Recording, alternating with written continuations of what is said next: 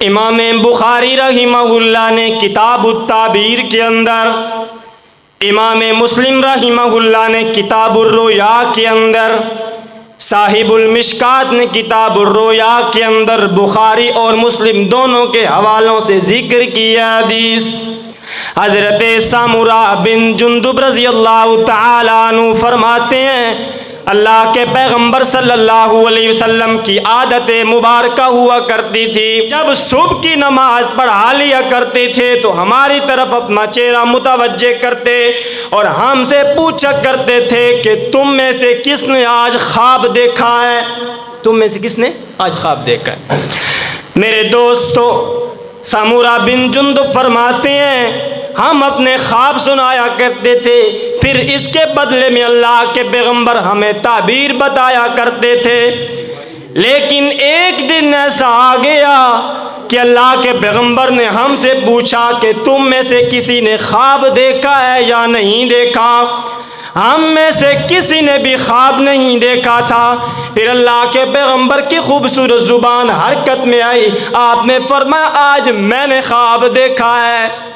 یہ اللہ کی طرف سے ہو رہا ہوتا ہے کہ جب نبی اکرم صلی اللہ علیہ وسلم اس دنیا میں زندہ تھے تو باقی جو معاملات ہیں وہ بہت کم ہوا کرتے تھے، اور یہ دیکھیں اس رات چونکہ نبی علیہ السلام نے خواب دیکھنا تھا تو اللہ تعالیٰ نے آپ کے علاوہ کسی کو خواب دیکھنے کی توفیق ہی نہیں دی ہے۔ اللہ کے پیغمبر نے اب اپنا خواب سنانا شروع کیا۔ اللہ کے پیغمبر نے فرمایا دو بندے آئے، وہ دونوں فرشتے تھے، اور آ کر مجھے ایک مقدس زمین کی طرف لے گئے، مجھے ایک مقدس زمین کی طرف لے گئے ہیں، اور میں نے دیکھا کہ ادھر ایک شخص ایسا ہے کہ اس پر دو شخص اس کو سزائیں دے رہے ہیں، اور وہ اس طرح سزا دے رہے ہیں کہ ان کے پاس ایک لوہے کی چیز ہے، وہ اس کے جبڑے سے ڈالتے ہیں اور یوں پیچھے لے جاتے ہیں۔ جب پیچھے لے جاتے ہیں تو اس کے بعد اس کا جبڑا دوبارہ ٹھیک ہو جاتا ہے۔ اسی طرح وہ کر رہے ہیں۔ میں نے ان دو لوگوں سے پوچھا کہ یہ بندہ کون ہے جس کو سزا ہو رہی ہے، جس کو عذاب ہو رہا ہے؟ وہ دونوں کہنے لگے کہ آپ آگے چلیے گا۔ آمینہ کے لال محمد الرسول اللہ صلی اللہ علیہ وسلم نے فرمایا میں آگے چل دیا۔ پھر میں نے ایک انسان کو دیکھا کہ وہ نیچے چت لیٹا ہوا ہے، اس کے اوپر ایک انسان بڑی سی چٹان لے کر کھڑا ہوا ہے، وہ اس کے سر پہ چٹان مارتا ہے اور اس کا سر ٹکڑوں میں تقسیم ہو جاتا ہے، پھر وہ چٹان لڑکتے لڑکتے دور جاتی ہے، وہ بندہ چٹان اٹھانے جاتا ہے، اتنے میں اس کا سر دوبارہ ٹھیک ہو جاتا ہے، پھر وہ اس کے سر پہ مارتا ہے۔ میں نے فرمایا یہ دوسرا بندہ کون ہے؟ وہ کہنے لگے آپ آگے چلیے گا، آپ آگے چلیے۔ اللہ کے پیغمبر صلی اللہ علیہ وسلم نے فرمایا میں آگے چل دیا۔ پھر میں نے کچھ مردوں کو دیکھا، کچھ عورتوں کو دیکھا جن کے جسم پر لباس نہیں تھا، اور وہ تندور نما ایک چیز کے اندر ان کو آگ میں ڈالا گیا تھا۔ جب آگ اوپر جاتی تو ان کی چیخوں پکار سے پورا علاقہ سنتا تھا، پھر جو آگ نیچے آتی تو پھر وہ چیختے تھے۔ اللہ کے پیغمبر نے فرمایا میں نے ان دونوں سے پوچھا یہ لوگ کون ہیں؟ وہ دونوں فرمانے لگے آگے چلیے گا۔ اللہ کے پیغمبر نے فرمایا پھر میں نے ایک ایسے انسان کو دیکھا جو خون کی نہر کے اندر تھا، وہ اس کے اندر غوطے لے رہا تھا، غوطے لیتے لیتے وہ کنارے پر آتا ہے، بڑی کوشش کے بعد وہ کنارے کے اوپر چڑھتا ہے، جب کنارے پر چڑھ جاتا ہے تو دور سے ایک بندہ اس کو پتھر مارتا ہے، پھر وہ پھسل کر نہر کے اندر گر جاتا ہے۔ اللہ کے پیغمبر نے فرمایا یہ بندہ کون ہے؟ وہ دونوں کہنے لگے آپ آگے چلیے گا۔ اللہ کے پیغمبر فرماتے ہیں میں آگے چل دیا۔ پھر میں ایک سرسبز و شاداب جگہ پر آیا، میں نے ایک بڑے درخت کو دیکھا، پھر اس کے تنے میں ایک بوڑھا انسان سفید داڑھی والا، سفید کپڑوں والا، سفید پگڑی والا، پر نور چہرے والا انسان بیٹھ کر بچوں کو تعلیم دے رہا تھا، بچوں کو پڑھا رہا تھا۔ میں نے پوچھا یہ شخص کون ہے؟ وہ دونوں کہنے لگے آپ آگے چلیے گا۔ کتنے بندے ہو گئے؟ 5۔ اللہ کے پیغمبر نے فرمایا میں آگے تو چلتا ہوں، لیکن تم مجھے یہ بتاؤ، تم یہ پوری رات مجھے لیے چلے ہو، مجھے حقیقت تو بتاؤ یہ ماجرا کیا ہے؟ اب وہ بتانا شروع کیا انہوں نے۔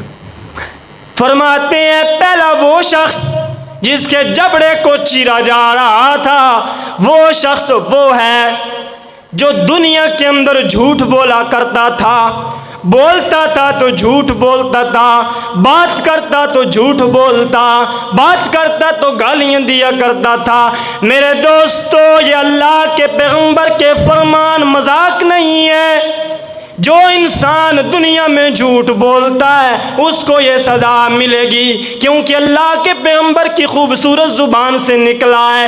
جو انسان دنیا میں جھوٹ بولے، چاہے وہ سیاستدان ہو، چاہے وہ علماء ہو، چاہے وہ عام آدمی ہو، جو انسان جھوٹ بولتا ہے اس کے بعد توبہ نہیں کرتا، اس کو یہ سزا ملے گی، کیونکہ اللہ کے پیغمبر کی خوبصورت زبان سے نکلا ہے۔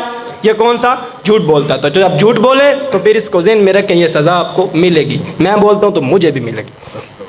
دوسرا بندہ اللہ کے پیغمبر سے فرمانے لگے، دوسرا وہ بندہ کہ جس کے سر پر وہ انسان وہ پتھر مارتا تھا، اس کا سر پھسل جاتا تھا، اس کے سر کے ٹکڑے ہو جاتے تھے۔ وہ انسان وہ تھا جس نے قرآن کو پڑھا، جس نے قرآن کی تعلیمات کو سیکھا، اس کے بعد اس کے دن اور اس کے رات قرآن کی تعلیمات کے خلاف گزرنے لگے۔ قرآن کو سیکھا لیکن اس پر عمل نہیں کیا۔ قرآن پڑھتا ہے، ایاک نعبد و ایاک نستعین پڑھتا ہے، صبح کی نماز میں پڑھے گا، لیکن جب ساتھ دیکھے گا کہ مسجد کے ساتھ ایک دربار ہے وہاں سجدہ کرے گا، پھر کیا نماز پڑھی تو نے؟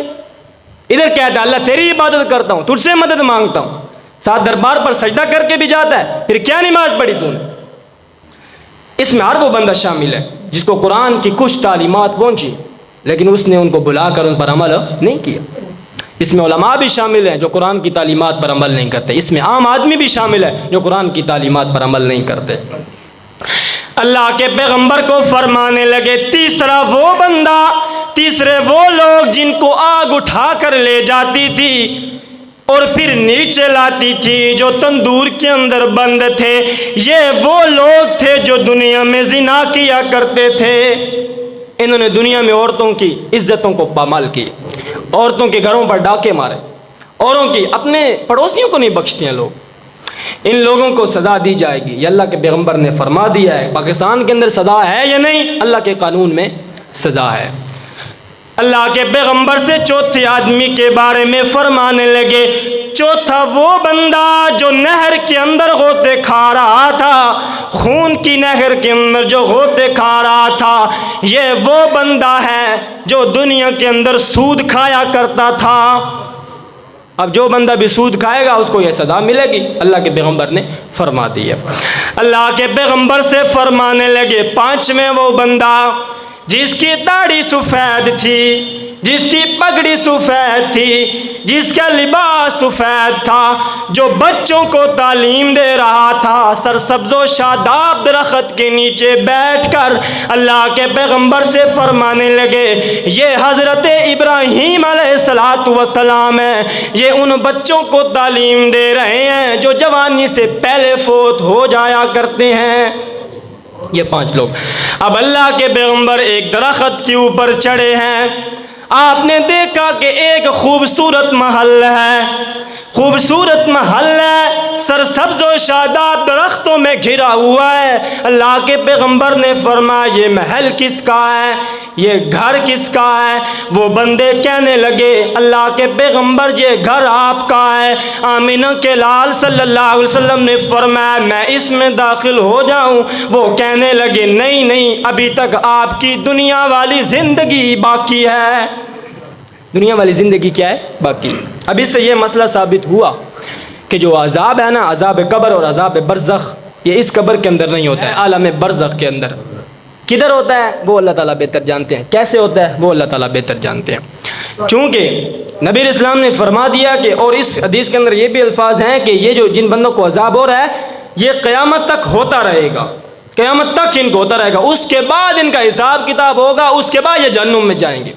یہ عذاب برزخ کا ہے، عذاب قبر جس کو آپ کہتے ہیں. دوسری بات یہ ہے کہ اللہ کے پیغمبر جو ہے نا وہ اس وقت جنت کے اندر زندہ ہیں. آخری لفظ کیا ہے کہ نبی اسلام نے فرمایا میں اپنے محل میں داخل ہو جاؤں. انہوں نے فرمایا کہ نہیں، ابھی تک آپ کی دنیا والی زندگی باقی ہے. جب دنیا سے آپ کی زندگی ختم ہو جائے گی تو اس وقت آپ اس محل کے اندر داخل ہو جائیں گے. اس کے بعد وہ دونوں بندے کہنے لگے، ایک کہنے لگا میں جبریل ہوں، یہ دوسرا میکائیل ہے. اللہ کے پیغمبر نے یہ پوری حدیث اور پوری خواب اپنے صحابہ اکرام کو بتائی. اور میرے دوستو، انبیاء کا خواب حجت ہوا کرتا ہے، وہ کہانی نہیں ہوتا. انبیاء کا خواب کہانی نہیں ہوتا ہے. مجھے خواب آیا، آپ کو آئے، وہ جھوٹا بھی ہو سکتا ہے سچا بھی، لیکن رسول اللہ کو جو خواب کے اندر دکھایا جاتا ہے وہ بھی وہی ہوا کرتا تھا، وہی اور دلیل ہوا کرتا تھا.